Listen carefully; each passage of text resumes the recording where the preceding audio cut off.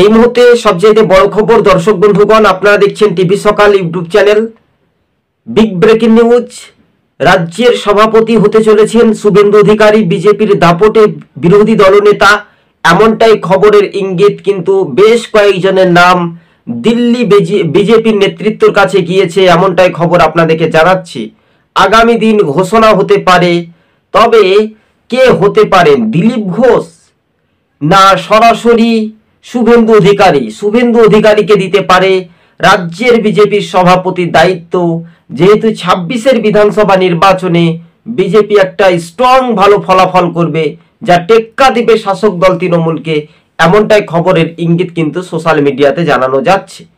তবে শুভেন্দু অধিকারী তিনি দিল্লির বিধানসভা ভোটের পর, যেহেতু বাংলা বা বিহারের পর আরো একটা সমীকরণটা পাল্টাতে পারে বা বদলে যেতে পারে, তিনি বলেন যে বিজেপি ক্ষমতায় এলে বেকার যুবদের চাকরি হবে, এই ইস্যুটা তুলে ধরেছেন।